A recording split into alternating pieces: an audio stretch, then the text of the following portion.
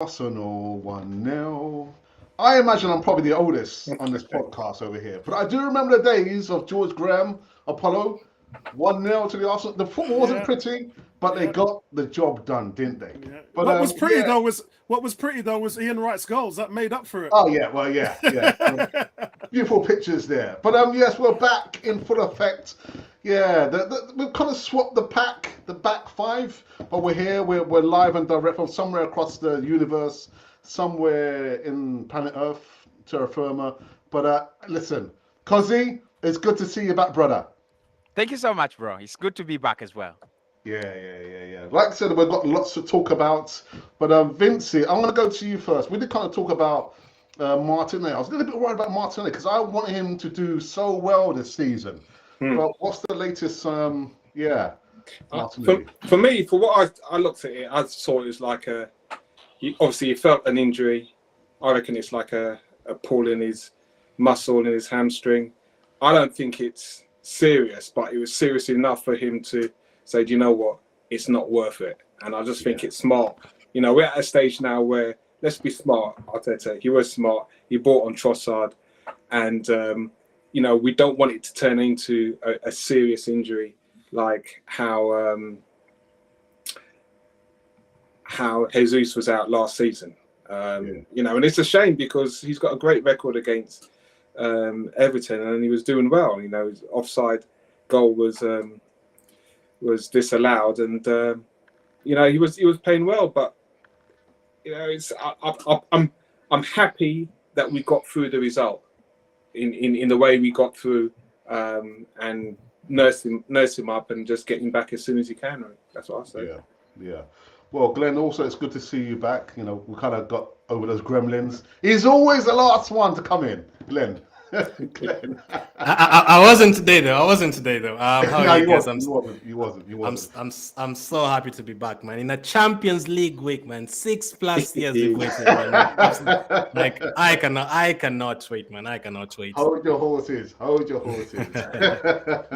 Apollo, how are you doing? You all right? I'm all good, bro. As you can see, I swapped out my favorite yellow Islington jamming music top for the goalkeeper top today. So I'm celebrating Raya and Ramsdale. So I thought I'd better represent them. Yeah, good. Big up to everybody, Now, though, man. Yeah, Cosy, you know what? We've got our own Canon 42 WhatsApp group, and it's just been fired up with a lot of comments about our number 29. I'm not going to mention his name because I've said I'm not going to go in hard on him. He needs our support. But people have been saying to me, "Oh, but look what we did. We look better without the number 29, Kai Havertz. Did we look better without him?" Well, I would say certainly we were a little bit more balanced than when we have Kai. I think he's not fit in yet. He's not really brought that kind of vibe like Fabio Vieira brought to us. A player like Leandro Trossard gives us as well. I think we certainly looked much better. Fabio Vieira, if that is not offside and he comes in his an assist on his first start, it definitely speaks a very, very different language. But I think I love the way Mikel Arteta did it. It certainly has a very different book and template on Gareth Southgate. At times, these players affected by the criticism, they actually watch it. They actually know what is going on.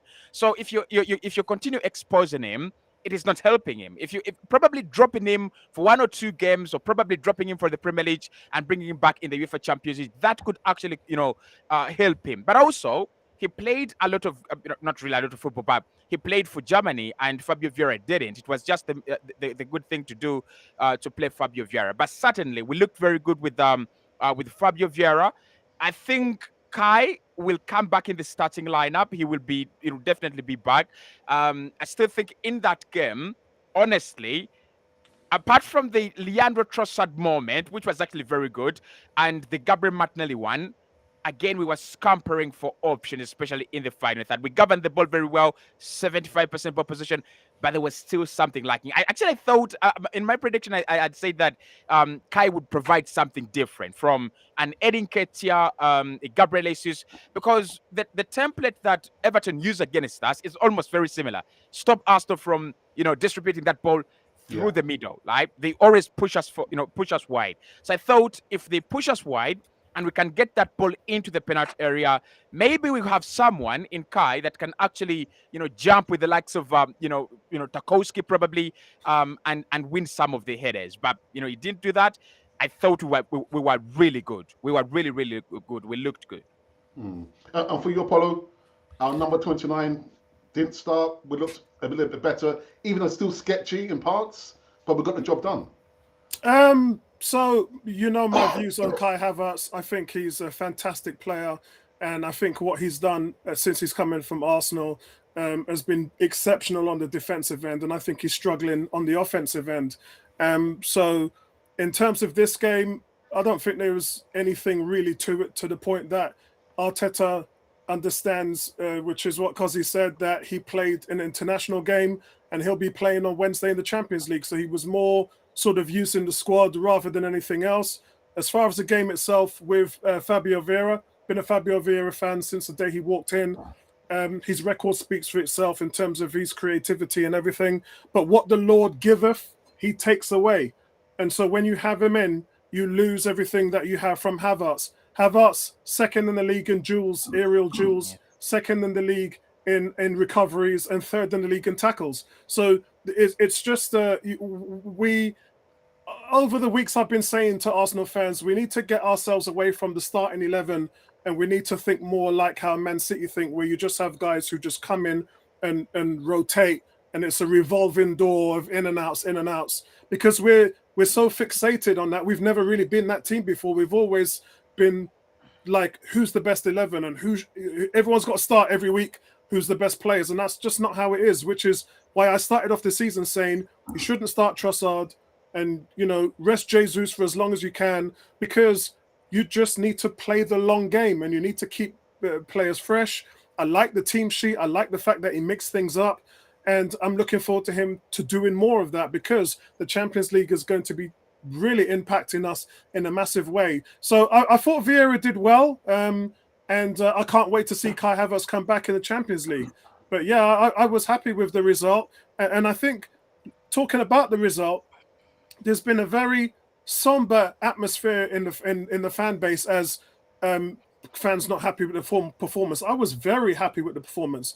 As Cozzy said, we had 4 times the amount of shots on target, 3 times the amount of possession, 3 times the amount of touches. We dominated the game. And let's go back to every game we've played this season. All 5 games, we dominated it. In terms of the stat sheets, possessions, everything else, no team has outplayed us on the park.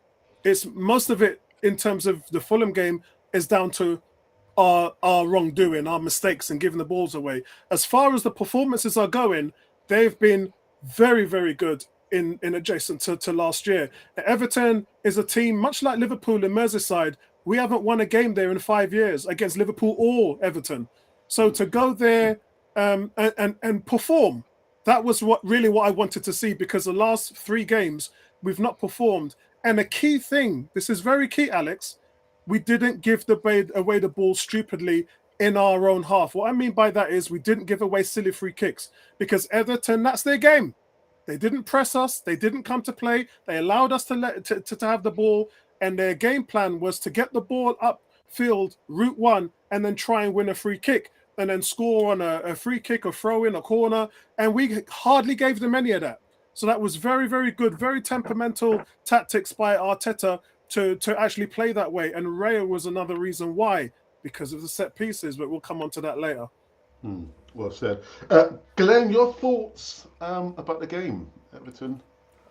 I mean, interestingly, you've said people said we played better. I don't necessarily think we played badly in the first 4 games. I don't know how people expect us to go to Crystal Palace and win by 6-0 in those kind of games. The only time I felt like we didn't play well was Nottingham Forest in the second half, and that's because we took our foot off the pedal. I thought in the first half we were great. Crystal Palace 1-0, very good result. Crystal Palace, many teams are going to go there and struggle. That's a pitch where you can't score like more than 2 goals. Against Man United, we scored 3 goals. Do people expect us to beat Man United by 6-1 or 7-1? We won the game by a 2-goal margin at the end of the day, whether we scored in the first minute or scored in the 90th minute. And against Fulham as well, we came back in the second half. Maybe a few minutes here and there we weren't good. So I don't necessarily think we played better or what.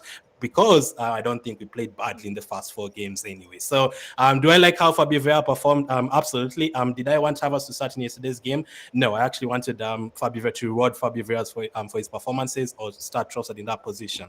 I think people are focusing too much on Havertz, man. If it's fair criticism, it is absolutely fine. Like if you tell me Saka gave away the ball against Fulham, that is fine. If you tell me Havertz gave away the ball against Man United, I was not happy with that. I was not happy with him missing the chance. But like even yesterday when I was doing the stream after the game, someone is like, yeah, why did we bring on Havertz? He came on for 20 minutes and gave away the ball. And I'm like, I didn't see him giving away the ball. People are just like, anything that he does, nothing will ever be good. So does he deserve to start at the moment? Maybe the likes of Trossard and Fabio Vieira deserve it at this particular time. But as Cozy and Apollo have said, like, if you're criticizing him in terms of saying things like, balance and all that, that is fair criticism. But there's some people who are like, nah, it's just terrible, never play him again, put him on the bench. It's part of the Arsenal team. He is going to help us. Like right now, I was looking at our squad, for example, in the Champions League.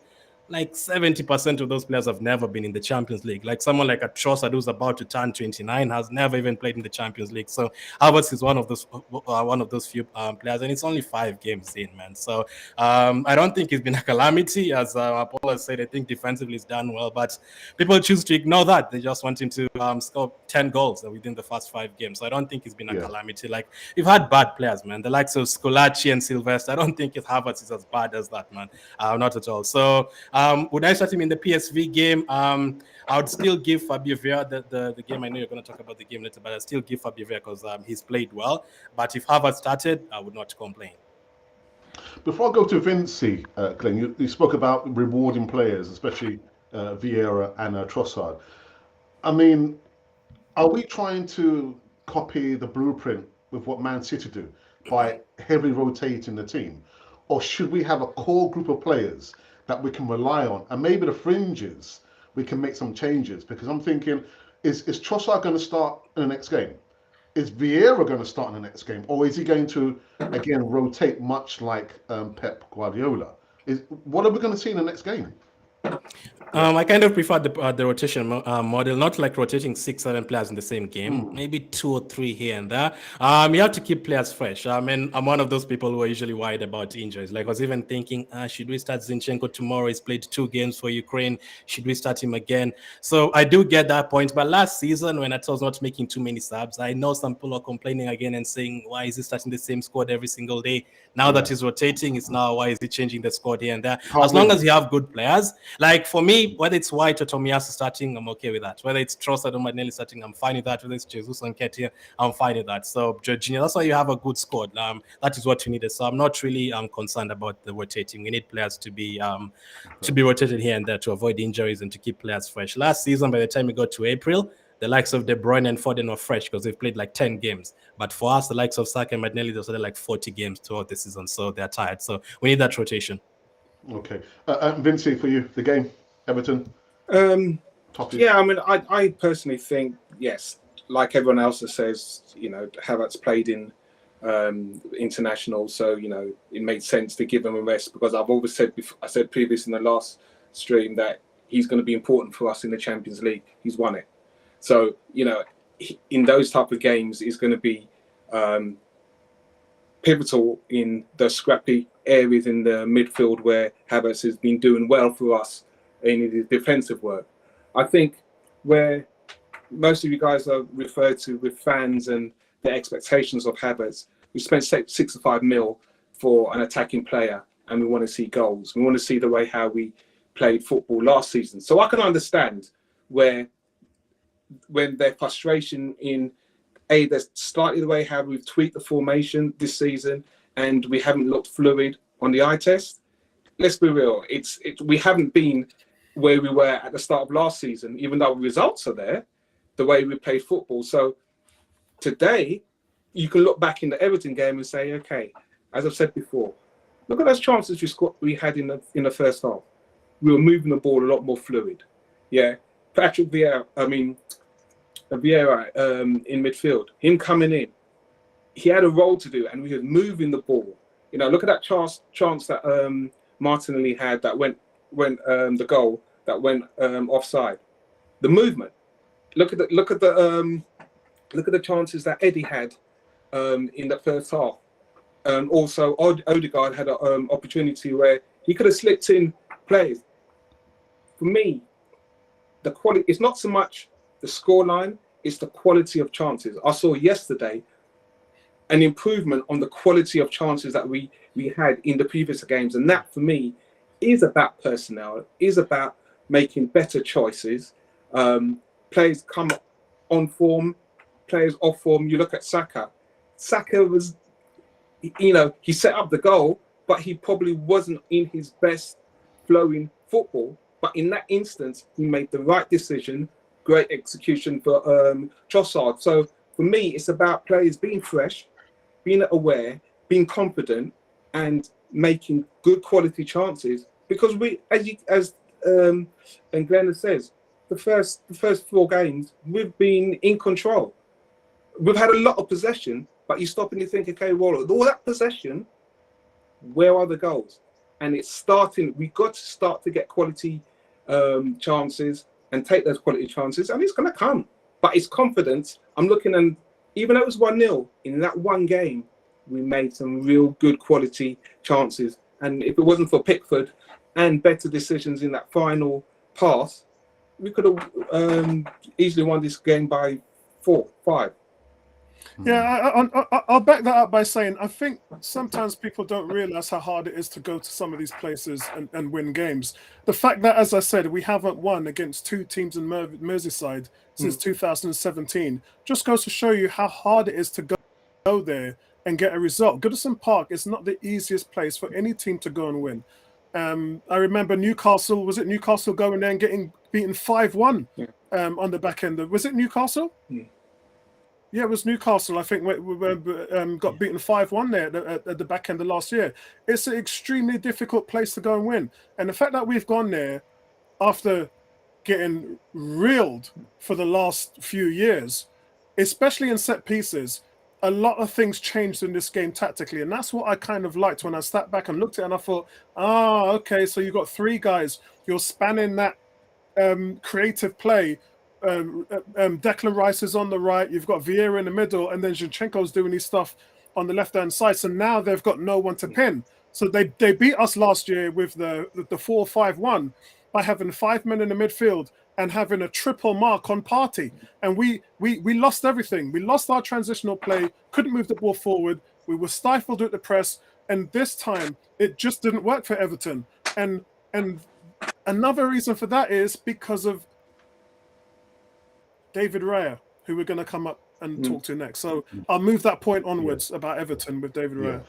Kossi, I want to ask you this question in regards to when we do make changes, we do tinker a little bit with the first team at least.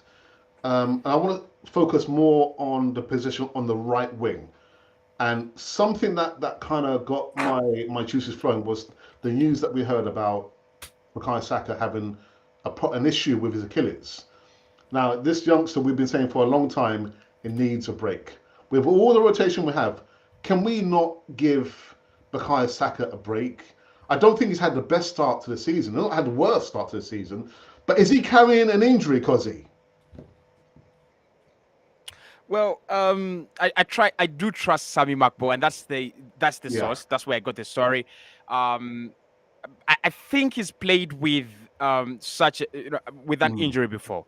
I'm not really sure if it is still there, but we've seen him uncomfortable last season, especially during the back end of the campaign. And this season as well, I watched him for England, and I really gave him a lot of focus in the first game England played against Ukraine. And, he takes that knock early on in the game, and then he's uncomfortable. He's literally uncomfortable, the whole game. So what we are seeing with Saka right now is he's a player that is not afraid to take on players. But these days, he tries to play the easy options. At times, he doesn't want to go, 1v1. At times, he doesn't want to commit and take on those, take on players. Does he have an injury? I mean, there is a rumor. Is it courtesy of people just thinking is an injury? Because Mikel Arteta said he's all right. The medical team has looked at him and he's all right. But I think there might be something. It might be something small. But again, Mikel said that if you're going to be a top player, Declan Rice, you look at the amount of minutes and why we signed him, the durability. I think Saka is durable. He's a durable player. The same, the same caliber as Salah. Durable, can play 3 consecutive campaigns, in and out. Are you going to play 3 consecutive campaigns and represent England and your national team without picking up a slight injury? I don't think so. But can they easily roll them over? I think they can do. That is what best players do. I don't think Messi has played for all those years without picking up a small knock. What they do is they keep on playing. They just keep on going, and eventually either they get used to it, or it bites them in the future, 28, 29, and you become weak. So does Saka have an injury? I really can't tell, because even if he had, it's Mikel Arteta to come in the press conference and tell us, well, he didn't train well. But Mikel says he's training well. The medical team is assessing him, but I can see he's not committing into those 1v1s. He's not lethal. He's not as sharp as he was during last campaign, because during last campaign he was the one player you didn't want to play. I was looking at Jeremy Doku on Saturday against West Ham. That is what Saka is capable of as well. He run into the penalty area. He'll look to either drop a shoulder and curl one in, or just go to the back post and cross one in. I'm not seeing that kind of life. I'm not seeing that kind of that kind of vibe. He looks to get spaces and looks to release it quicker. He's our key player. Most of our progressive passes actually go into Bukayo Saka. So if he's doing that, then probably there is something. There is something with his Achilles, or probably. Or do you think maybe? Sorry, Apollo. So, or do you think the defenders have just sussed him out? They just know what he's going to do. Drop his shoulders, going to try and go outside, maybe cut in. Is that maybe another reason? Well, no, I wouldn't say that. So you look at Salah and look at how consistent he has been. That's enough time for every defender to figure out Salah, write notes, read templates, and develop a whole Salah template, right? But he's still effective. He's still assisting every game. He's still, scoring every now and then, right? It's the same thing with Saka. He's not going out of impact.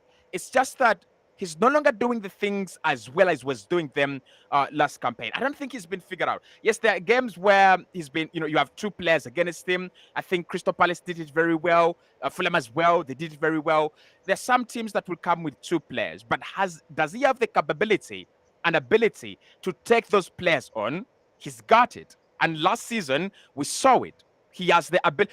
Look at the goal he scored against Nottingham Forest. Forest were very conservative, and I commended them for being, compact and disciplined. But look at that goal. That is a goal from a player who's gone, okay, it is the easy way is not working. I'm going to go the supernatural way. I'm going to create something out of nothing. And that was a beauty. Where are those beauties? Why isn't he trying? Okay, yes, maybe if defenders have figured him out, why isn't he trying? That doesn't stop him from trying to do these things. Let him try to do them and then let him fail. So I don't think defenders have figured him out. He's too talented. He's very, very, good for you to figure him out. You look at players like Gabriel Martinelli. Look at Martinelli on they can figure him out as well. But Martinelli's still doing the things he does, right? So I think with Saka, it might be something to do with his physical fitness. Maybe it's not 100% fit. Just that. I don't think he's been figured out. All right, Apollo, you wanted to say something? Yeah, Sorry. I wanted to say something. So, so it seems that what's happened, especially from what I've heard about, is that Arteta's just trying to manage a few of these games before the high intensity games come. So, some of the players are not playing at 100%. They're not playing full tilt, just because the game doesn't require it. And Saka is definitely one of those. And before I say anything about Saka, I do want to reiterate, I've not been grading him very highly this season in my player ratings, but in 5 games he's had a hand in 5 goals. Yeah. So even when he's not supposed to be playing well, he's 2 goals, 3 assists. So there is that. But every now and then I've been mentioning that he's on an island. He's too far out on the right to impact the game. And you see where, go back to last season and all of his goals and where he causes the disruptions, he's inside of the box and he's more centralized. But we're not seeing that. So this is a player who's not 100% committing himself to the cause. And it's not just him. There's a few players in there like that. And a lot of this comes down to tactics because the team has to play more games. So they've got a game manager now. It's like when you're a Formula One driver and you've got tires that last you for 30 laps. And then you put the next set on and they got to get you to the end of the race. You're not going to go blazing out in the next 10 laps, are you? You're going to manage the car and manage those tires. And I think that there's an element to that. Key what happened when you see Man City play sometimes, especially when they come to the Emirates. Do they press heavy? No, they don't. Do they move the ball and they run like crazy? No, they don't. So Man City's a team that does it. For Arsenal to be able to play 60 games a season, they're going to have to learn the temperament side of football rather than to go in and Nigel Benn, hell leather, for 12 rounds. That just does not work. So there needs to be some kind of game management system. And that's what I can see specifically with Saka, because he is out there on the island and he's making no attempt to even make his way into the box at times. Yeah. And he's playing it safe. He's a very passive player right now. Paul, a quick question. Did he really need to play for England against Scotland? I talked about this in my preview to the game. Both Arteta and Southgate they've known about this injury to the Achilles for the last 2 months. And what did he say? There's an injury. Yeah, there is. Yeah, there's a slight injury in his Achilles, and it's been well known in London Coney. But he's playing with it, and because it's not impacting his game apparently. But for me, it's one of those things. Look, guys, let's be real. If a player can man up, and a lot of them are told to, especially in other sports like American football, they play with injuries all the time, and we've known that. When the season started, Smith Rowe was carrying an injury for 2 years. 2 years. And then they decided to operate on it. So it isn't, we shouldn't have our hands up in the air screaming, what are they doing with Saka? This is just something that happens all around. It's happening to Saka now. I understand what you're saying, Apollo, but we should learn the lesson of history past. Yeah. Look what's happened to Timber. Never got injured. So there are elements in the past that we need to learn and listen from. I understand what you're saying there, and I know he's broken the record for constant appearance for Arsenal. I'm just saying, give the youngster. He didn't have to play against Scotland. No, he didn't. Yeah, it's a bend, but it's a bend not break mentality, and at some point it's going to break. Yeah, it's just the nature of it. That's just how it works. Glenn, did you want to chip in before we go on to the next? Yeah. I'm looking at the positives. Some of these young players, I've seen it with Saka, Martinelli, Smith-Rowe, like the season where Smith-Rowe and Saka were absolutely brilliant. Like they would run from the first minute to the 90th minute. And sometimes I would say some of these young players are just too excited, just go on, attack, pass the ball to him.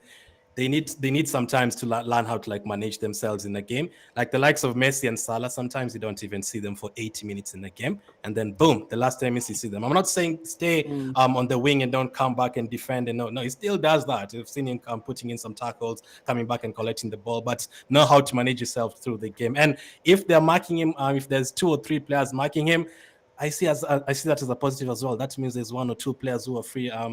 Elsewhere, and that means we're also not depending on him that much. We're still winning games without Saka performing that much. So 2 years ago, we wouldn't win a game without Aubameyang performing. 1 year ago, we wouldn't win a game without Saka performing. So hopefully it's not a serious injury, but yes, I definitely do agree that sometimes he does need to rest, doesn't need to play every single game.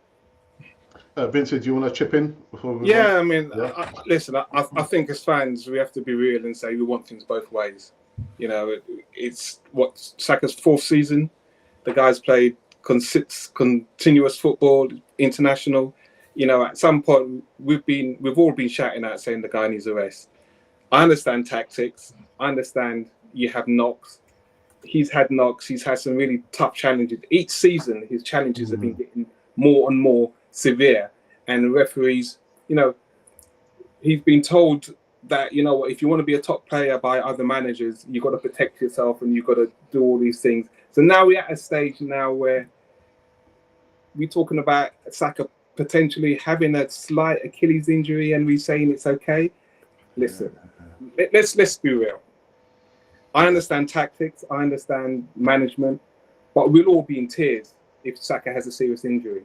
So I'm not going to be here saying, you know what, I'm fine with it, because I'm not fine with it. Because if as a team we look even more unbalanced with our replacements because they haven't had bedding in time, we're going to be talking about this on in weeks to come. So, you know, he's got options there. He can put Martinelli over there. He could put Nelson there. He can play Vieira there. He's got options.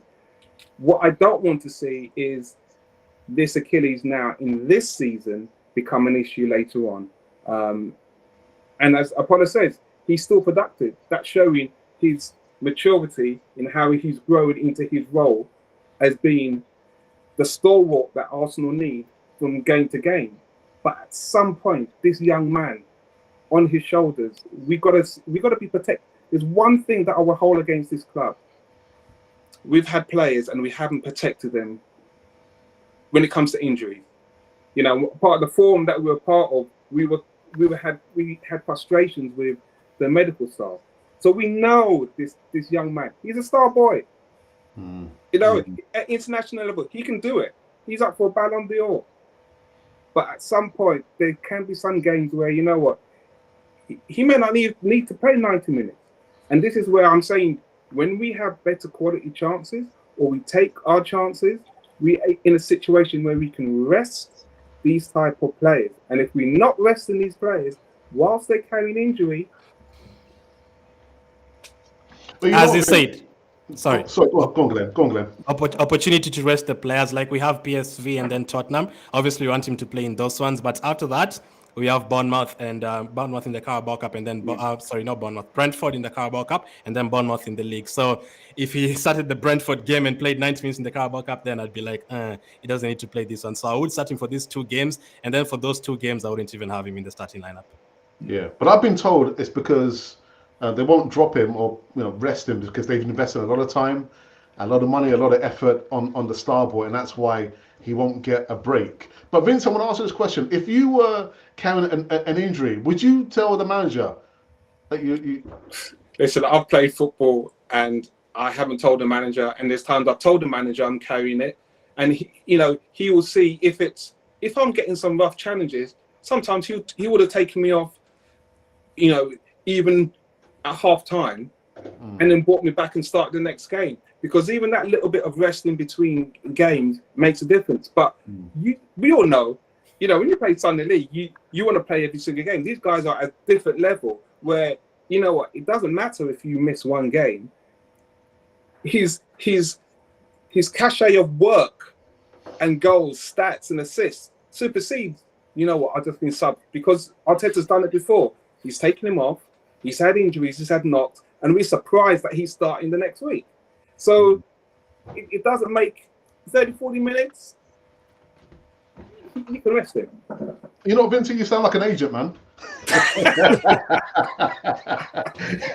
Listen, man, I tell you, when it comes to football, I have to think how I played, how I felt, what I'd like managers to do in me, and what I like to see on the when I'm watching the game, and I go through that, and it's a revolving circle all the time. Yeah. Just been real, man. Just been real. Yeah. Just something else before we finish about talking about the Everton game. There was some comments from the Premier League record scorer Alan Shearer, who says Eddie Nketiah isn't an elite striker after he failed to take some opportunities during the win over the Toffees. And unless he's able to take, those opportunities there, we're still going to have that debate whether he is an elite striker or not. Now, we have done a poll on the platform, and I said, well, what about Gabriel Jesus? Is he an elite striker? So are Eddie Nketiah and Gabriel Jesus elite strikers?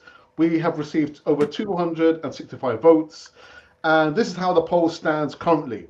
So 28% say that Eddie Nketiah and Gabriel Jesus are elite strikers, and of course, Apollo, 72% say that they are not elite strikers.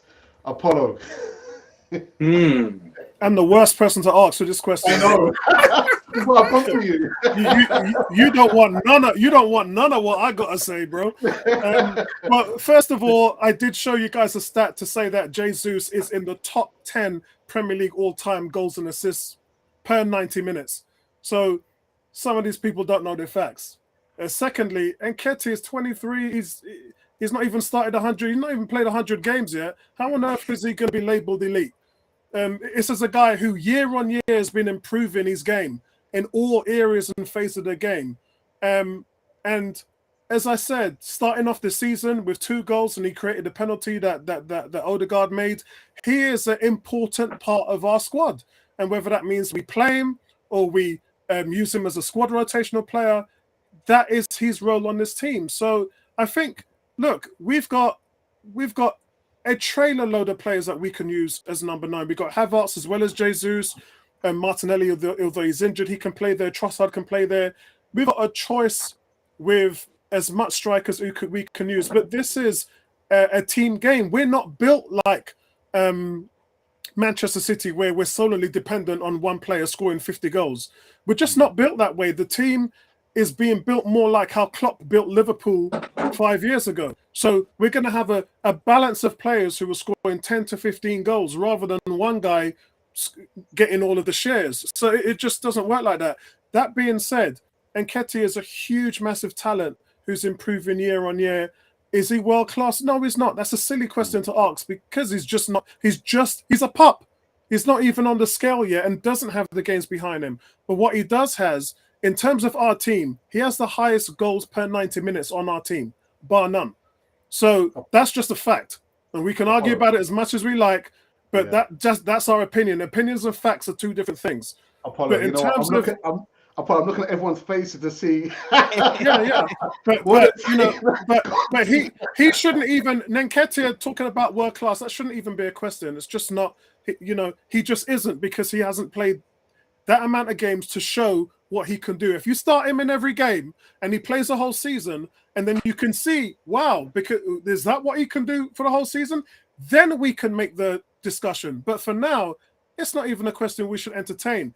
Whereas Gabriel Jesus definitively has proven that he's a very good, not exceptional, maybe in terms, but he's a very, very good striker. As I said, he delivers results in terms of goals and assists. What was funny, guys, did you see that stat when the game was being played yesterday and they said in 9 games against Everton, he scored 8 goals? It's just like, but we forget all of that because in the past, we take these statistics, which I'm talking about, and he is in the top 10 Premier League of all time, guys, of all time, goals and assists per 90 minutes. So he's a very productive player, whether he's scoring goals or whether he's assisting. And as we know, in terms of dribbles, he's like top 3 in the league in dribbles. And we see that. We see him just taking the ball, doing all this magical stuff and going past players. He's an exceptional player, but is he world class? I don't know. I don't know. I can't really say whether he is world class because everybody defines the word world class in different ways. And right now, I think football is a game where we're moving away from Ronaldo and Messi, who were deemed the best players in the world and world class. Benzema's old now. Robert Lewandowski, he's in his late 30s. So we're entering a time where we've got an influx of these young strikers.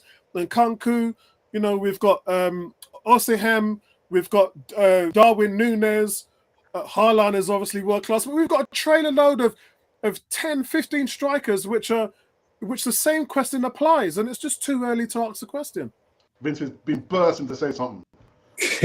I think it's a good question because we comparing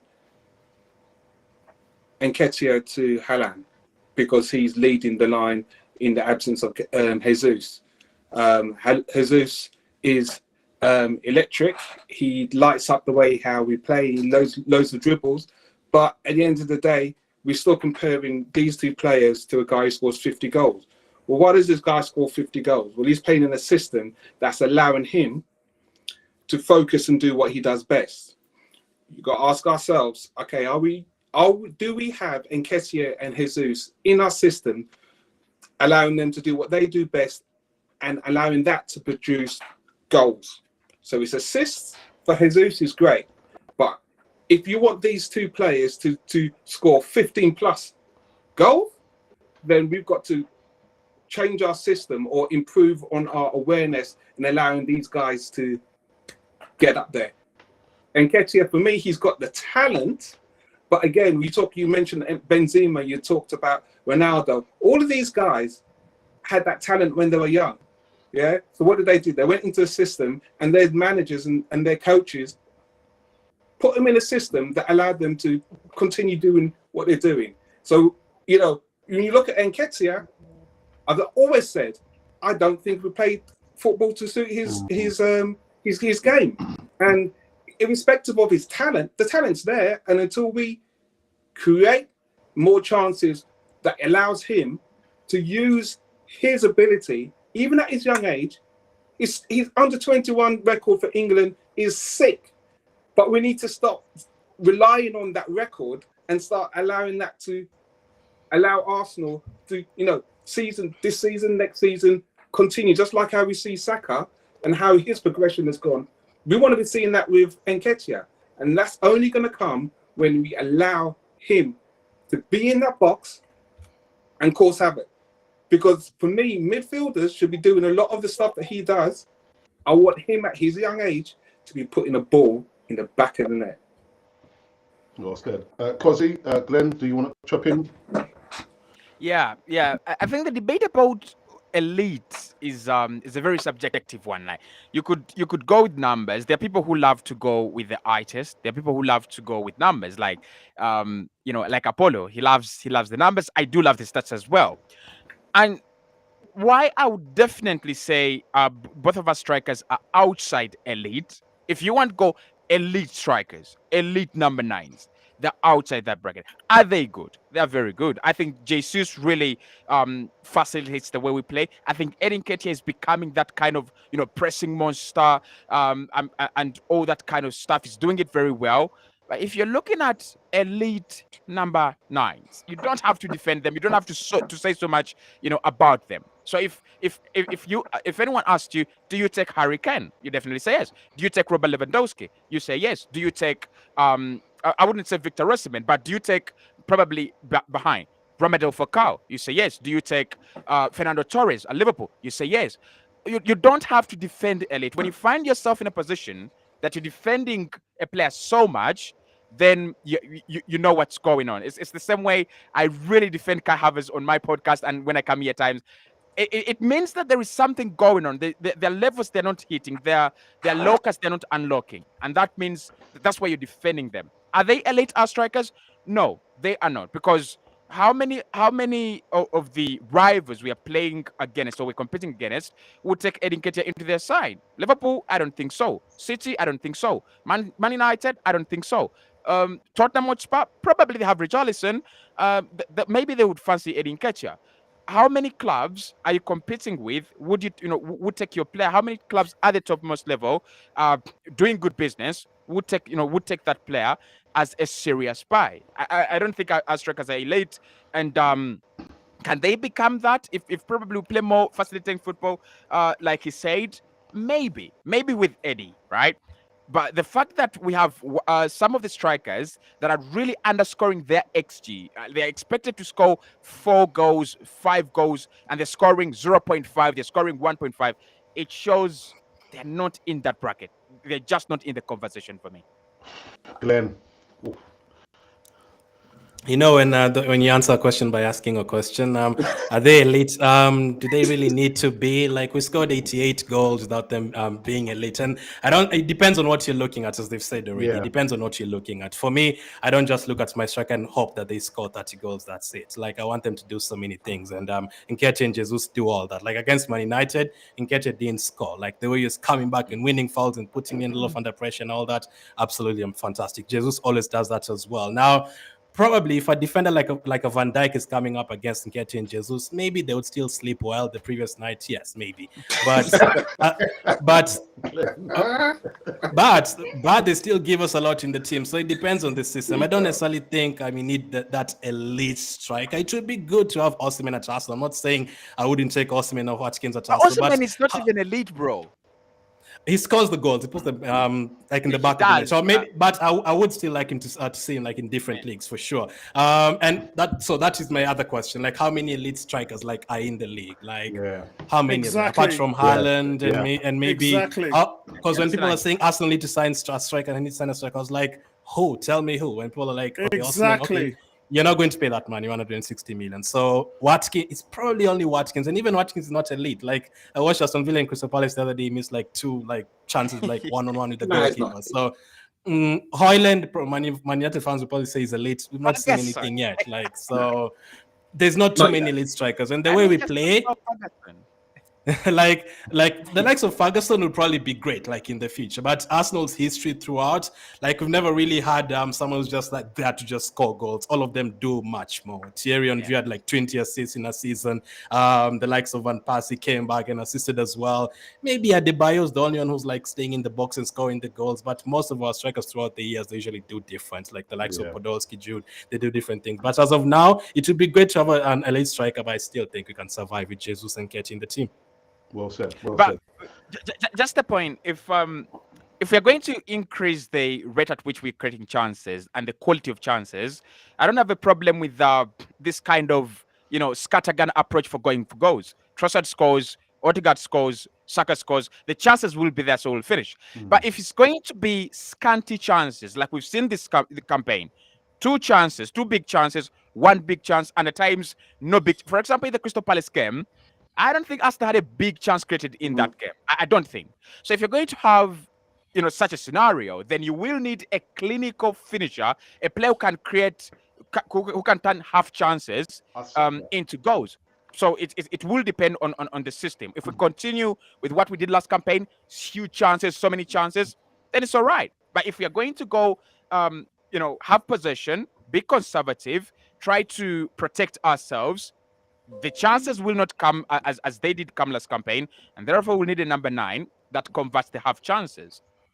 My lighter, that's my lighter. Burning up. I think I'm going to have to side with Glenn here, because it sounds easy on paper, but in realistic terms, most of these teams are sitting at the back against us, and the game becomes easier when it's opened, and that's what Arsenal need. Arsenal, their metrics since last year, everything is up. They are really playing well right now, guys. Apart from those mistakes, they are really playing well. And so we can see, and the manager can see, that this, this infusion of new players and how we're playing, it is working. However, teams are making it extremely hard for us by sitting at the back, and we're having to break them down. And that obviously means you're going to get very few chances per game to score, and it's not a true reflection of what happened last season when teams were a little bit more open against us, but we were an unknown commodity. Now everybody knows, oh, you know what, they nearly beat Man City and won the league. So these teams are starting to approach us differently now. It will change when we play PSV. That's not Premier League football. And then when we Spurs, that's a London derby, and that's a very open game with a lot of goals. So we'll be able to see a little bit more, and the conversation will change differently. But over the last few weeks, in terms of the possession percentage we've had, teams are just not playing us right now. They're just sitting back. Everton were at home and didn't even press us. They just sat back and was like, what on earth is going on? Manchester United were not interested in coming to attack us. So I know it sounds, everyone's frustrated, and we're missing chances. And again, I side with Glenn, because who actually is out there that's going to make a difference.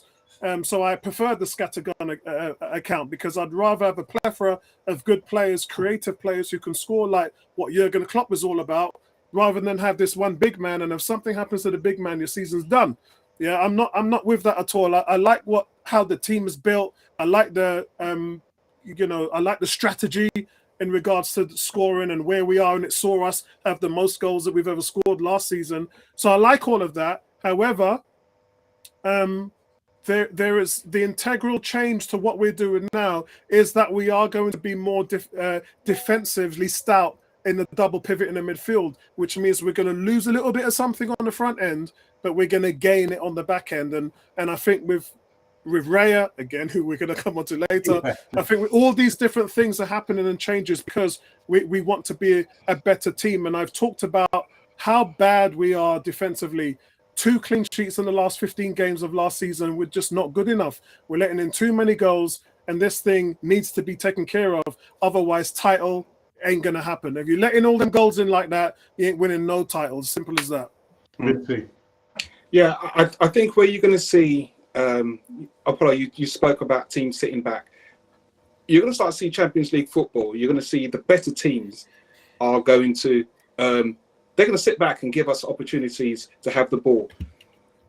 In the first 10 to 15 minutes, there's always chances in the Champions League games. And it's whether or not you can, goals allow you to dictate the tempo in big games.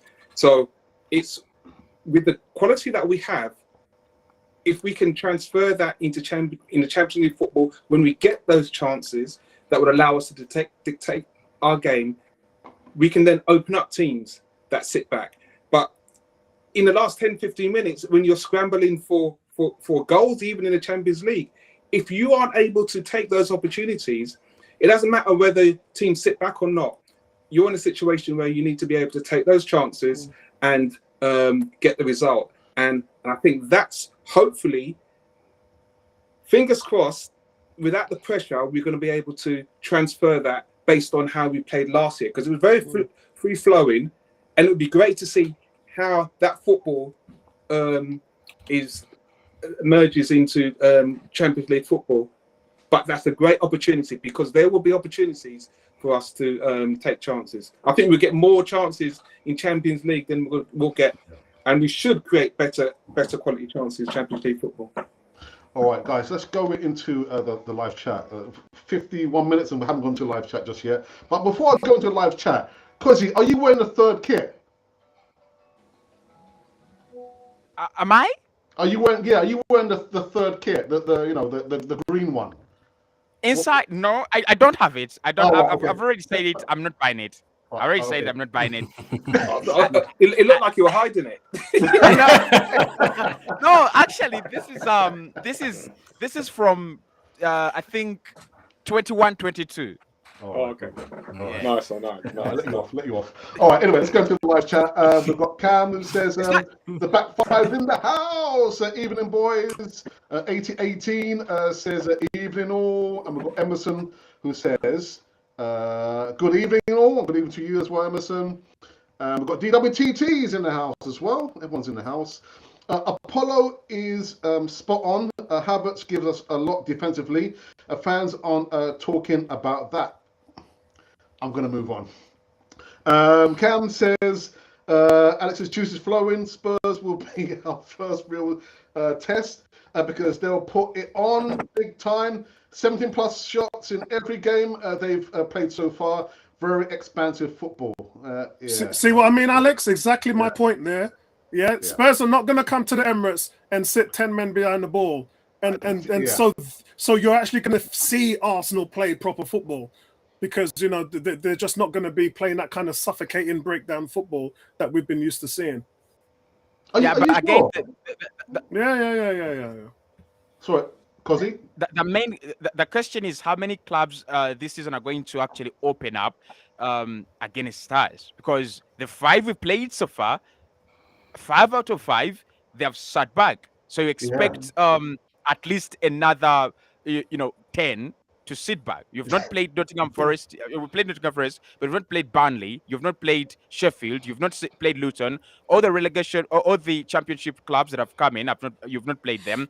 You don't expect them to fancy it against Arsenal if Man United are actually sitting back. So I think the realistic approach is we've got to find a way to deal with the low block better in order to score more goals and create better chances, because there's so many clubs that are going to sit back, right? Because honestly, there are not so many clubs that have the ability and the quality to go toe-to-toe against Arsenal now in midfield. And that's why they're doing it. They're afraid. If they come at us, we will absolutely punish them with the quickness. And that's why they do it. But then we are not doing enough in order to unlock them at the back. Despite the fact that they have given us, that kind of possession, we are not doing enough to unlock them at the back. But because do you expect Spurs to come out and play expansive football, or to? I think I think they'll fancy it. They'll think about Arsenal being tired. They think about how good they've been already this campaign. They are, for me, they're the most improved team this campaign so Yeah. far. I think Ange Postecoglou has brought that kind of confidence in them. They'll fancy it. I don't think they'll sit back. All right. And of course, it's the Emirates. We let in goals at the Emirates, don't we? Yeah, I'm glad you asked that question, Alex, because I don't think it's a North London derby. I don't think Chelsea can play two ways. Not Chelsea. Spurs can play two ways against us. The passion is going to allow us to have opportunities, and as Apollo says, we do let in as well. So I think it's going to be quite open and in with the chances for both teams. Okay. All right. 4-2 to Arsenal. Don't give a prediction now, Pano, man.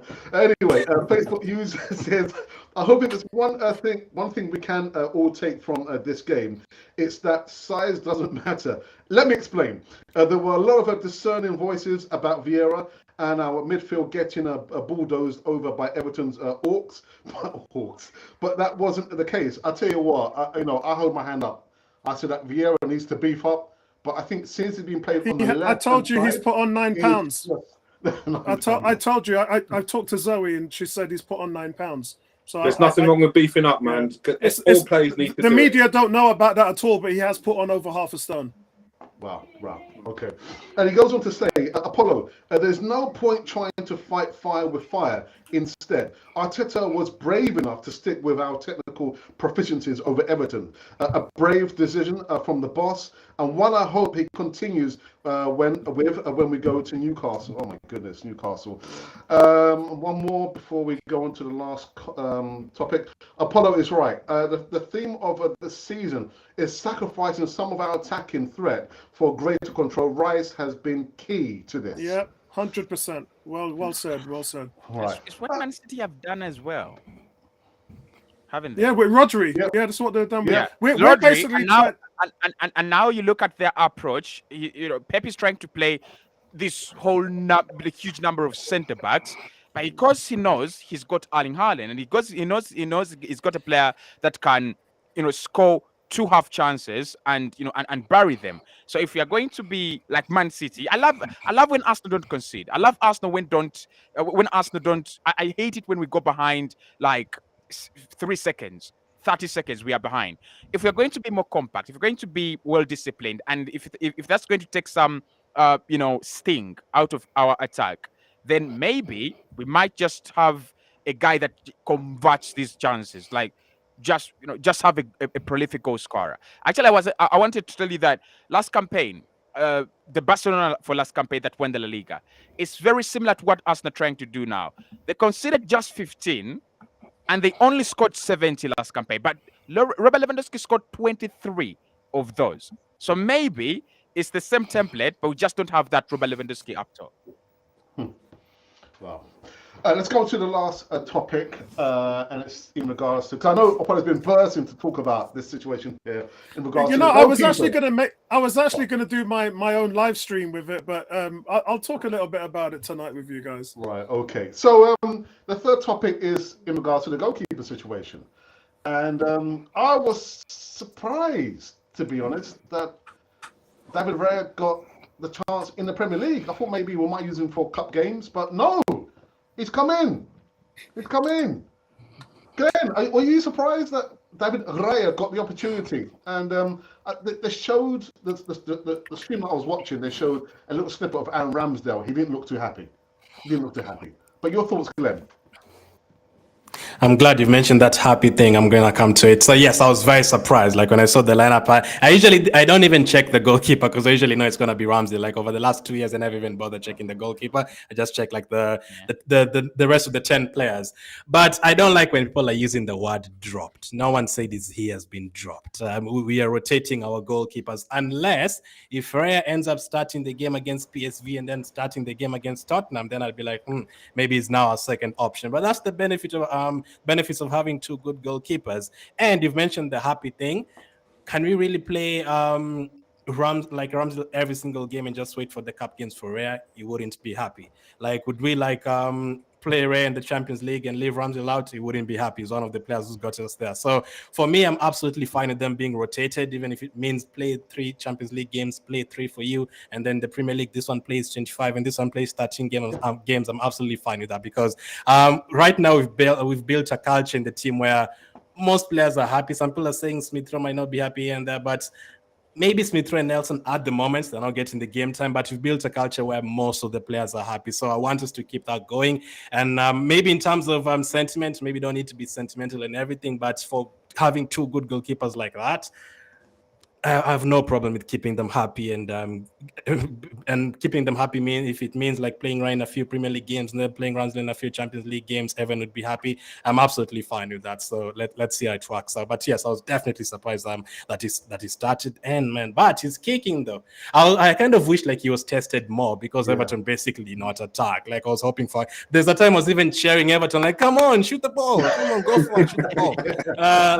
Let's see our goalkeeper, but they never went forward at all. I was happy with a few other things, like the aerial balls and stuff. A few crosses, he caught them. There's only once, but it was given as a foul that he didn't catch it. And also his kicking, like I had to check. Like I was like, man, this guy didn't tell me he signed David Silva and he's playing in goal for us. Like the passes were absolutely amazing. So I still don't think Ramsdale is a bad goalkeeper. People are making it look like he's been dropped. No, there's a reason why he's being nominated for the Yashin Trophy. Both of them are good, and I'd still like to see, like, for me, I personally believe if you give Alisson and Ramsdale 20 shots, Ramsdale would save more. So I would like to see Raya and Ramsdale like having 20 shots each. Who would save more? You shouldn't have said that, Glenn. I have said that live on TV, man, and they were like, "What?" I was like, the other stuff like leadership and everything. Maybe Alisson is better, but shot by shot, I still feel like Ramsdale is a very good goalkeeper in terms of shot stopping. So very surprised, yes, Alex, yesterday. Well, Cozzy, Ramsdale, the number 2 goalkeeper. I'm just saying, Cozzy.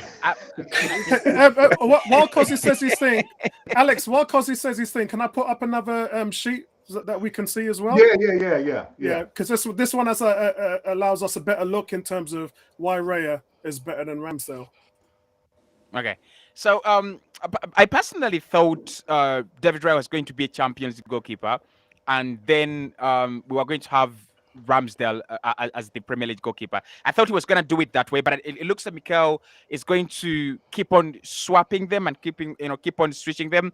Whether that is actually a little bit risky, we will see.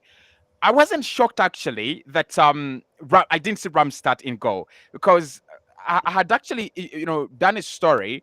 I think I picked it from, again, Sami Makbo, the Daily Mail, and it was saying that Mikel Arteta was ready to give Raya a couple of games after the international break. So I wasn't really surprised. The only surprise I saw in that game was starting David Raya and dropping Kai Havertz, because I thought he had started David Raya just to get that long ball, into a player like Kai Havertz, just to skip the midfield press from Everton, and that's what I had thought. But then, Kai Havertz was not there. Honestly, Raya is a much better goalkeeper than Ramsdale. All round, shot stopping, probably Ramsdale has a shot, but Raya is a very, very all round goalkeeper, much better goalkeeper.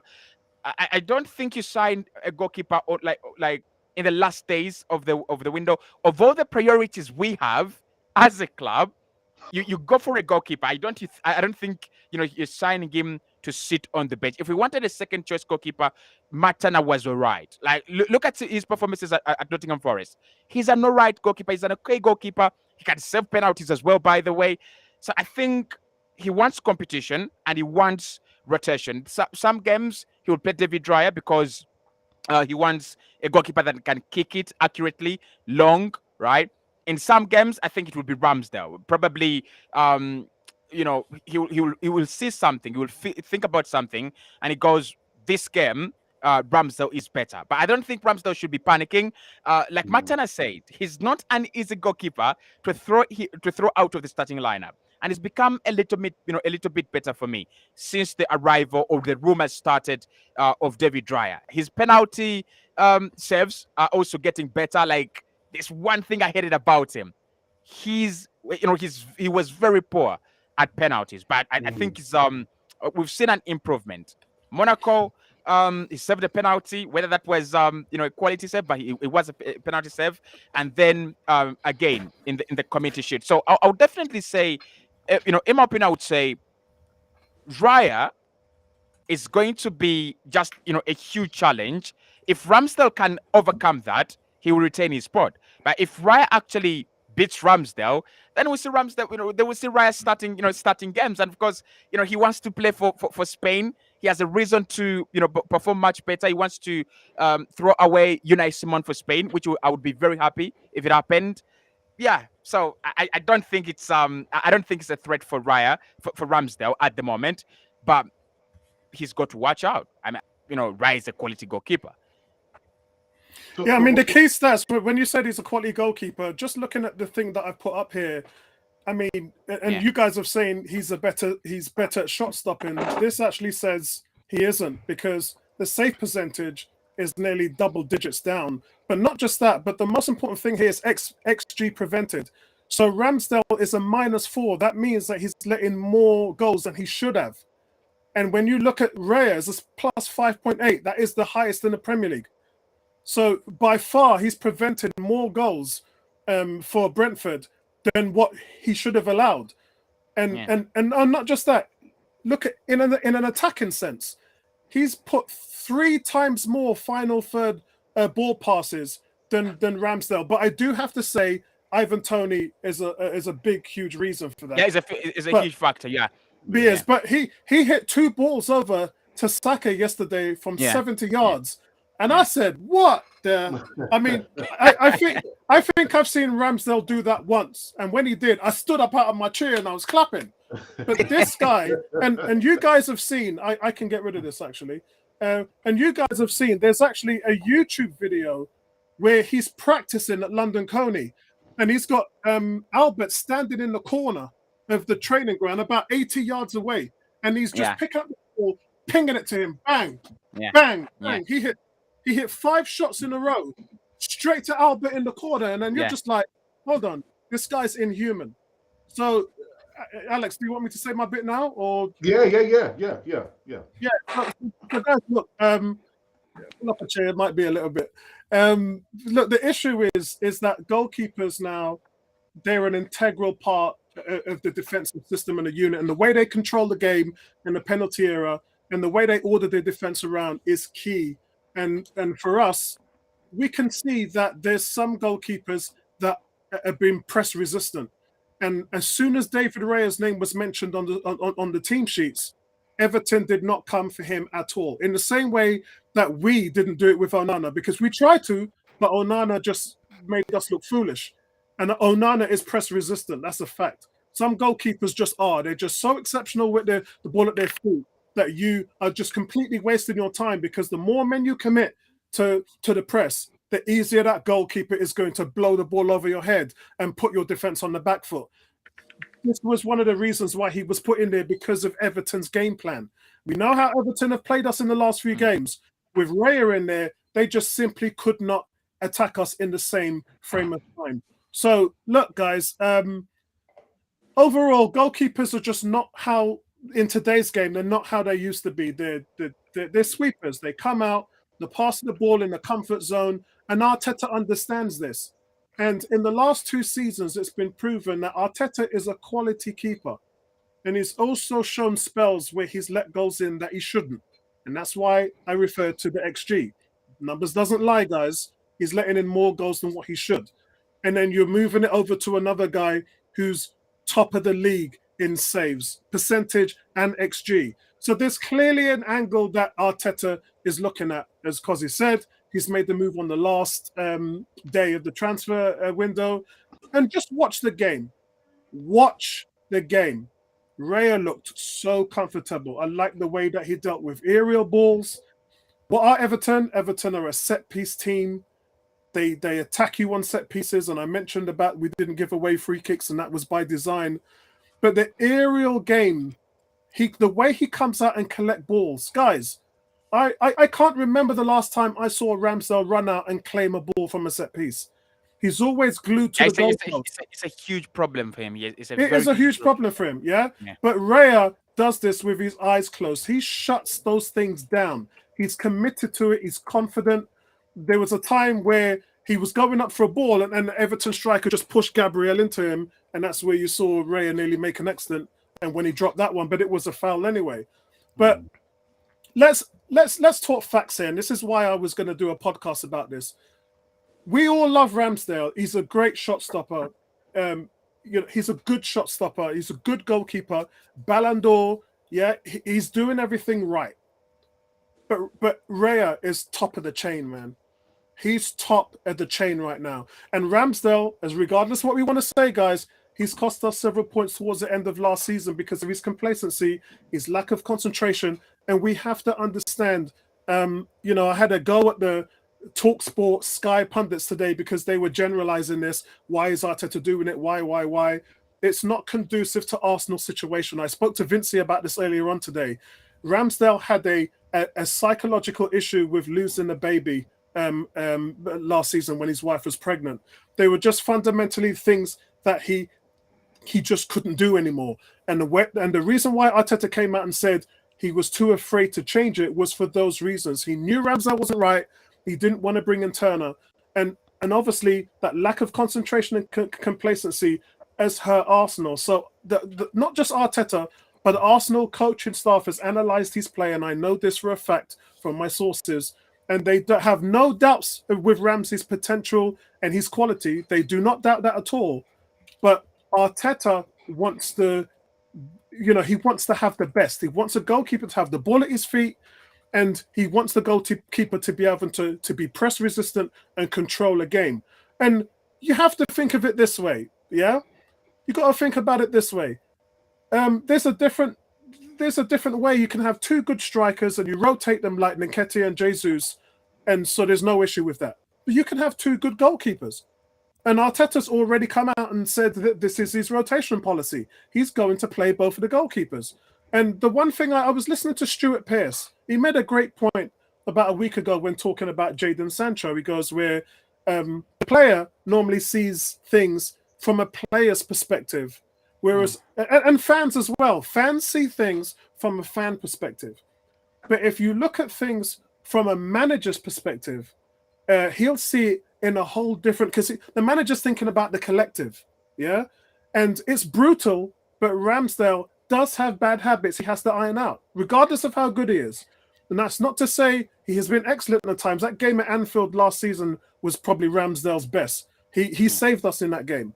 But so I don't think it's a stretch to say that Raya is the better goalkeeper at the moment right now. And that's just because, he just is, and I'm Ramsdale's biggest fan. I love Ramsdale. But for me, starting him was the right thing to do. And look, Ramsdale's going to play a lot of games. It's a non-issue. But now, if I was Arteta and I was manager of this team, I would start him against PSV, I would start him against Spurs, and I would start Raya against Man City. For the next 3 games, Raya's my guy. And I'll tell you why. Because then you'll have enough footage and film to analyze what each goalkeeper is actually doing in your system. Then you'll be able to sit back and make a conscious decision of what you want going forward. And that's how I believe Arteta will work the plan. Vincey. Yeah, I mean, listen, I've got no problem with Raya playing against Everton. Was it a shock? Probably yes, but I think the biggest shock was the fact that he went out and got him on the last day of the transfer window, because that for me showed that for me Arteta's maturing in the way that I need him to mature, where he's not just focusing on the outfield players. Yes, we had Turner, and a lot of fans were focusing on his League Cup performance. Why, in those situations where Ramsdale could have been dropped last season with some of those errors, he didn't, and Arteta didn't go for that. So he brings in Raya, and he's made a change. I know, Glenn, you said you don't like to hear the word that he's been dropped. He's been dropped. Because if it's any outfield player, we're going to say he's been dropped and someone's come in. So I'm happy to see Raya play. I think he's a great goalkeeper. I think he can add so much to the team. And I think players also need a rest. You know, if a player's come out and a manager knows that he's had those mental issues, managers have got responsibilities. Just like we were talking 10, 15 minutes ago about Saka and his Achilles, they've got responsibilities to take ownership of the players. So that time out is going to be great for Ramsdale. He's going to come back and he's going to be hit the ground running the way how we know he can perform. For me, I think where Raya can add to Arsenal, if fans want to get excited about a Champions League run, is you're talking about the press. Well, if Raya gets to play some Champions League football, that's going to give us some serious stability at the back that we're, you know what, in a situation we could kick on. So there's so many ways where I see Raya adding to the team. I think you're right, Apollo, give him a few games to see how he goes, because we have to start from the back. We're going to need to allow the likes of Saliba. The way how Saliba started last season, he was controlling the ball from play at the back. You mentioned Raya yesterday in some of those balls, long balls to Saka. We were talking about playing to Saka, not to Saka, to Nketiah. We were talking about playing to Nketiah's strength. If you've got a goalkeeper there who's going to be able to deliver that ball to Nketiah in these situations, got to be on a pitch. So I'm happy. You know, I'm really happy that you made that choice. I'm sad. Not because of that particularly, but they're kind of convincing me here, and that is making me really sad. You know? Now, if you break it down like Apollo has and Vinci has, that is fine. I can sit down and listen to you. But what I don't like is when people say, "Oh my God, thank God Dre is here. Ramsdale is absolutely terrible." That is what I don't like. Like if you break it down and tell me, fine, he's better than him in this part, that is fine. But so I do agree with that. But I still do think Ramsdale is a good goalkeeper then. I think, Glenn, the only thing I've got to say to you, Glenn, is it's the pundit media and the fans' mindset. That's the difference. The difference here is that, you know, we used to have Leno versus Martinez, and Ramsdale replaced Leno, who everybody said was solid. I didn't. I said he was the most mistake-prone goalkeeper when he played in Germany. He came over to Arsenal. What happened, Vinci? He was the most mistake-prone goalkeeper in the Premier League. So yeah, but with Bert Leno, and I was the only person saying that in the fan base. Nobody was talking about that. So what we have in a situation where here is that Ramsdale replaced him because Ramsdale was more solid. Now Raya is replacing Ramsdale. It's the natural order of things to progress. Had Ramsdale not sort of made, you know, those errors and saved more shots or whatever, then maybe that wouldn't have happened. But and if Leno didn't make mistakes, then Martinez wouldn't have come in. So the same thing really applies to Leno. Raya. Raya will get his chance, and then we'll have to sit back and see exactly what Ramsdale's going to do to answer, and then that's where we have it. Apollo, order of things. Apollo, before I go into the live chat, I know it's a little bit premature to think about this, but do you think at some stage Ramsdale might be fretting for that number one spot? Is probably gone for him, number one jersey. So, yes, the short answer to that is yes. Mikel has been quite clear on the rotation. In regards to Man City, we've seen Man City do this before. Joe Hart was the England number one goalkeeper. What happened? Gone. Yeah. Ramsdale could be England's number one goalkeeper in this year's World Cup. They're both very good goalkeepers, and they're very unproven at the highest level. So that's kind of where I have both of them at the moment.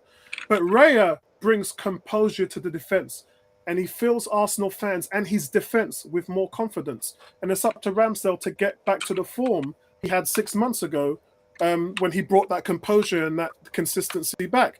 You know, we talk about 3 games where Ramsdale's concentration dropped. 2 of them caused 2 goals to be let in at the Emirates in 60 seconds. Things like that you can't afford to do. If you're the manager, you've got to root all of that out, and you've got to set a precedent in the team. And so, look, I'm all for alternating goalkeepers. I want it to happen because we'll be able to paint a picture in terms of form and how it works. And look, Arteta's spot on with what he's doing. Yes, it's ruthless, and I love it, but he's trying to revolutionize the rotation, which in some way Pep did it with inverted fullbacks. I remember when left backs, right backs used to go into the midfield and people were saying, what's he doing? He doesn't know what he's doing. Now every team wants to use inverted fullbacks because of what Pep did. So Arteta's trying something else, and it's revolutionary. If it works, it works. If it doesn't, he'll own it. Vinci, do you want to say something before I go back into the live chat, or can I go? No, we're good. We're good. Yeah, okay, right. So Colin Young is in the live chat. It says, holy moly, Alex is doing a show festival today. Yeah, I've done like 3 live shows today, a bit of a marathon. I could do 3 more. Anyway, Good Matters says, good evening, back podcasters. I hope you're all well. Thank you for that. Glenn, we're missing you, man. Big up, Glenn. Good Matters. What else do we have? What is the first thing players say when they're in an interview? I want to play football. Irrespective of carrying an injury, I want to play football. I don't know. What else do we have here? We've got, hey Cam, I hope you're well. 818 says, Vinci, Haaland doesn't need a system. You just play the ball into the box and he'll do the rest. It's not as simple as that, man. hey, Vincey, that sounds like Michael Jordan's playbook, isn't it? Phil Jackson, just give the ball to Michael Chow. Listen, man. All it takes is for one man to take out Haaland in midfield, yeah, and that's it, because he's just running around doing his own thing. He plays within areas on the pitch and does his damage, and that's what I love about Haaland. He's ridiculous. It's scary to see how a guy so tall play the way he plays, and he's so prolific. It's ridiculous. Didn't Kevin De Bruyne last year? We should have scored a Didn't Kevin De Bruyne last year say, "I just put the ball into the box and I know who's going to get to it"? When he said that after they beat Spurs, they were 2-0 down. Kevin De Bruyne didn't start the game. He was on the bench. He came off the bench. They ended up winning 4-2. And they said, "What happened? What changed?" He goes, "It weren't me." He goes, "I just put the ball into the middle and I know who's going to get on the end of it." Hey, it's not easy as that, man.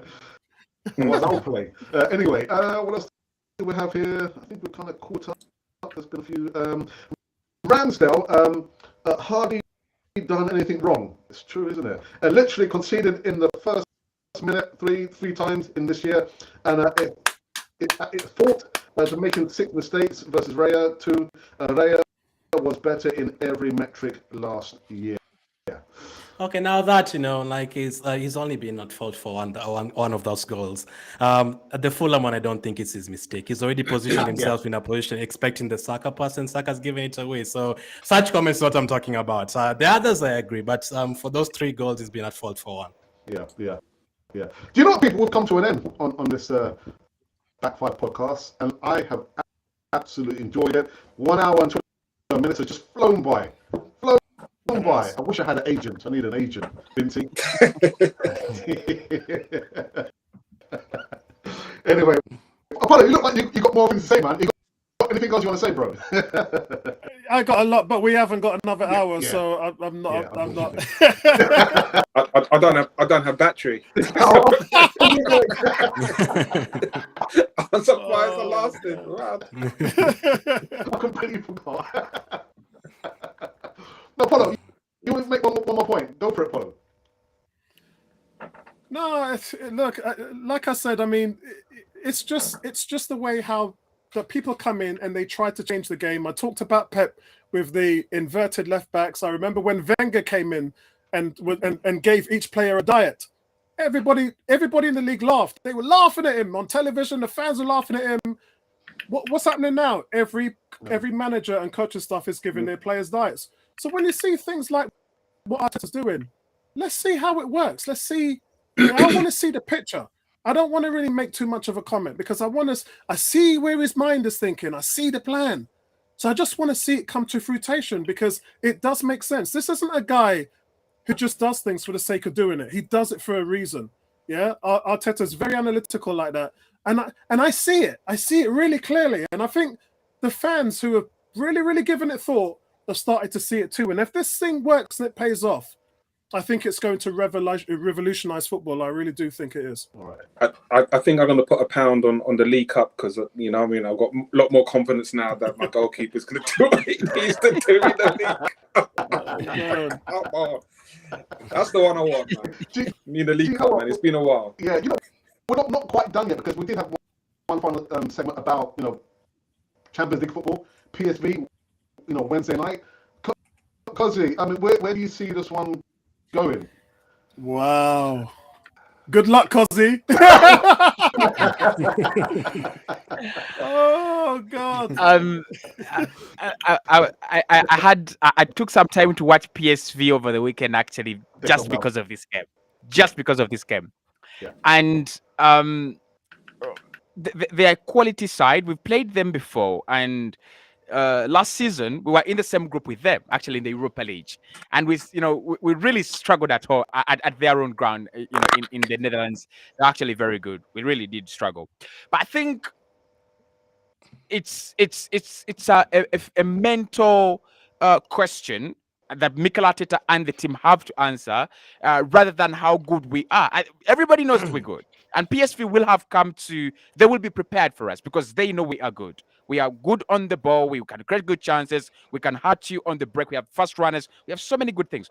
But it's going to be a mental question. They're going to be mental questions. You've not been on this stage for 6 years, right?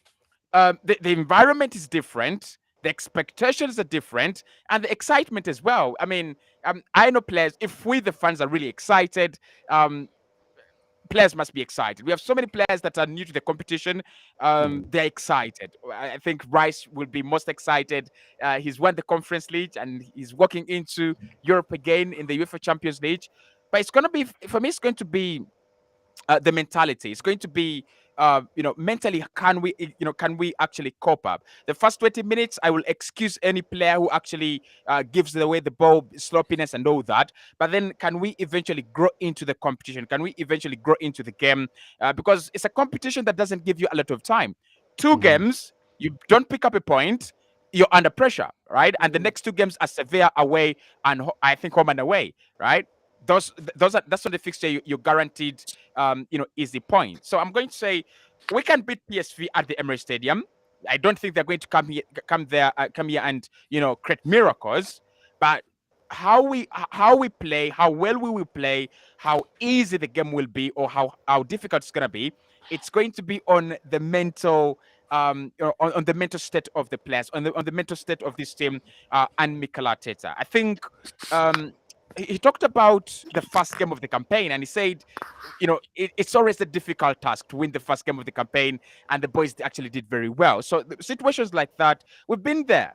Just Manchester City chasing us up and down, and we eventually let the stick drop, right? So are we mature enough? I mean, that's a question we tomorrow is going to answer. Are we mature enough for this competition? Are we resilient enough? Because the key characteristic of the UEFA Champions League is resilience. There are so many times when you've seen a team 2-0 down at half time, they come back and win it 3-2. 2-0 down in the first leg, they turn it around. Madrid have done it in a couple of seconds against Manchester City, one of the most expensive squads in the world. So for me, it's going to be a mental question. Are we there? Are we really ready for the Champions League? PSV, I don't think they have a lot of pressure on them. They have a lot of quality in that side. They're a young side, and I'm not going to lie, guys. I think they're going to be the first real quality opposition we are going to play this campaign, because Man United, they disappointed. Nottingham Forest, I don't think so. Everton, they disappointed. Although Goodison Park is one of the stadiums we don't go to and have joy, I think we did have a tough time. So they're going to be the first quality opposition that will tell us, no, hey, we are here to bring the ball to you. We are here to govern the midfield as well. They have fast wingers, they have fast runners. They play interesting football, and I think it's going to be a litmus test for us. Which are our weak areas? Is Declan Rice enough, and can he actually handle that midfield alone like Thomas Partey has done it before? Benjamin White at right back, Alexander Zinchenko coming back at left back, is he much better than he was last campaign, because he was targeted by many teams we played last campaign on the left-hand side. So it's going to be our first quality litmus test. But I still think we win. Both teams to score, Arsenal win it. I think I'll just go Arsenal win it. I'm really confident. I'm just confident. Glenn.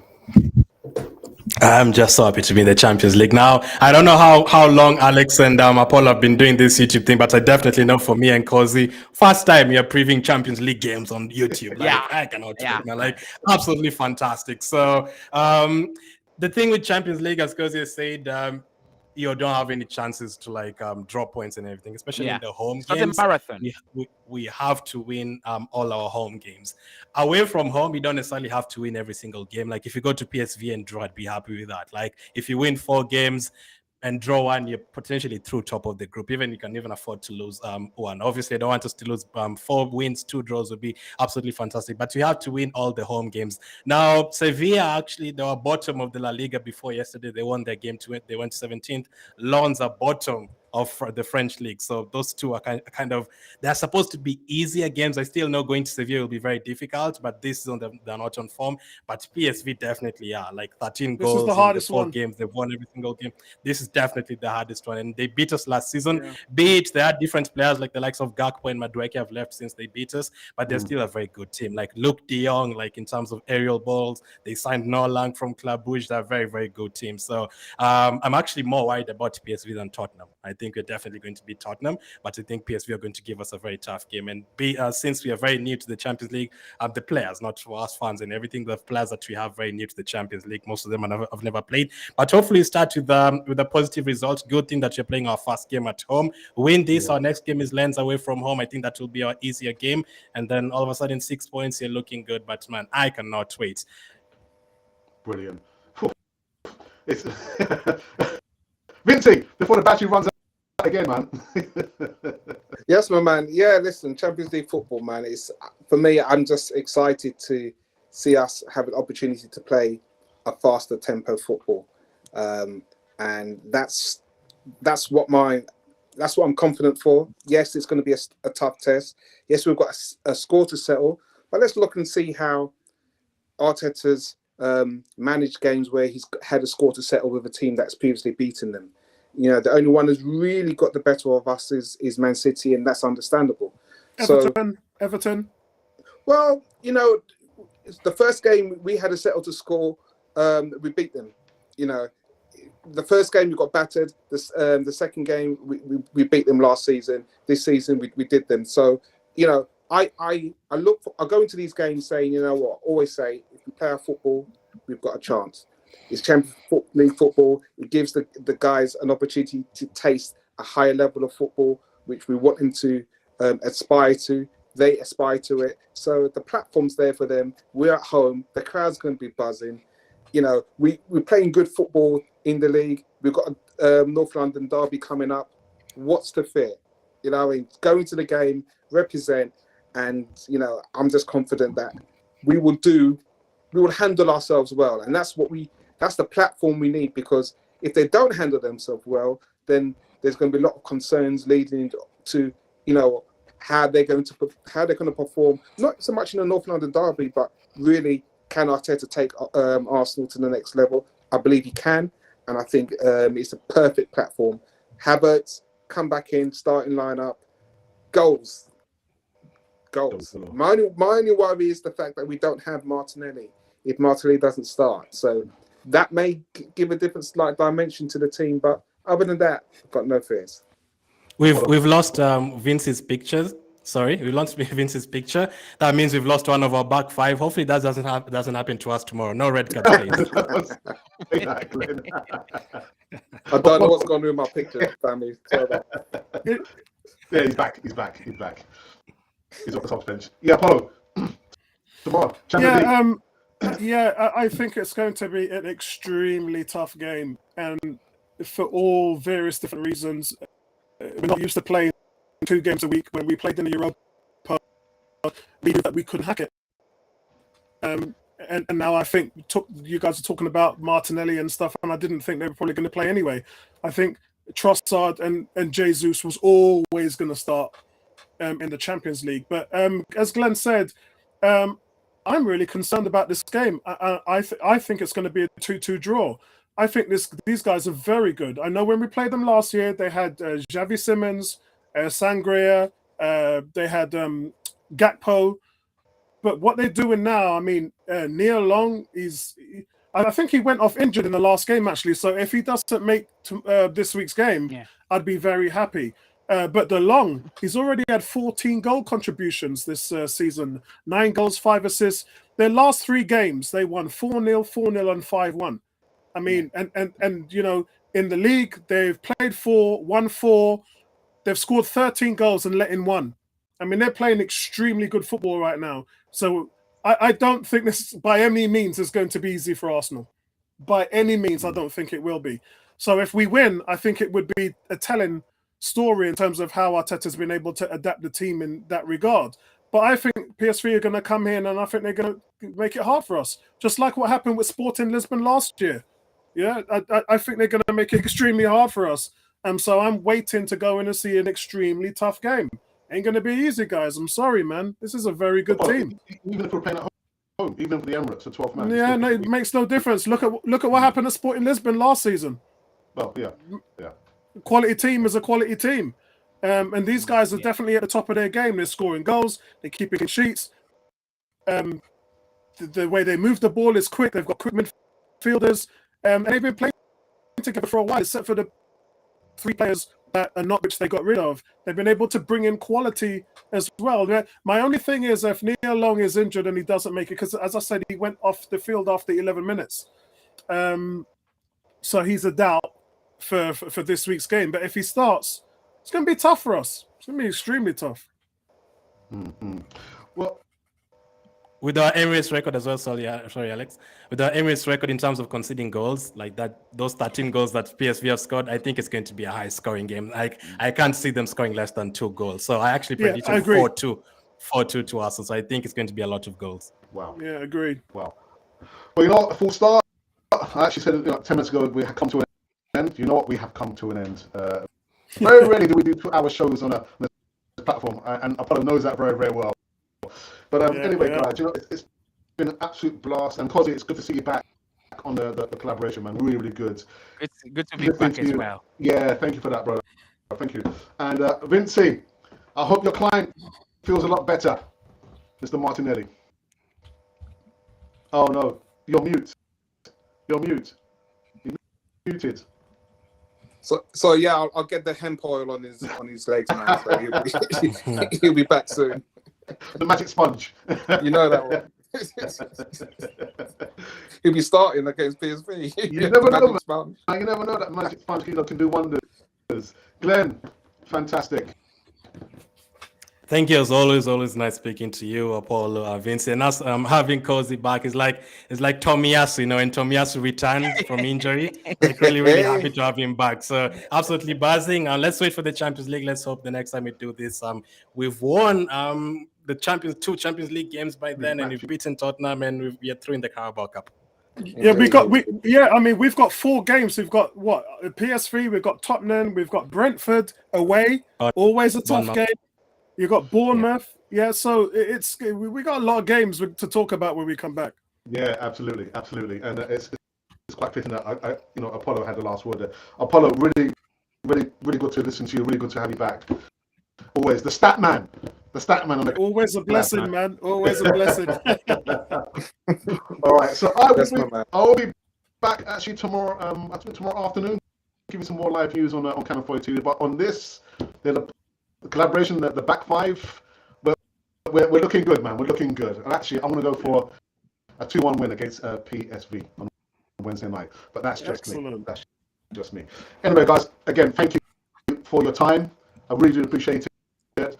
And we'll be back in 2 weeks' time. And I think we're going to have a lot to talk about. And Glenn, Ramsdale was dropped. He was dropped. I'm sorry. He did get dropped. I won't be back in the next 2 weeks, guys. No. Hey, Glenn, you can come back. I'll wear my away yellow shirt. Oh,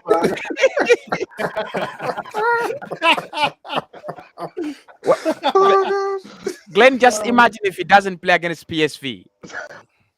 I'll be hot because I think it's definitely going to play. So, Alex, please just end this. This is making me sad.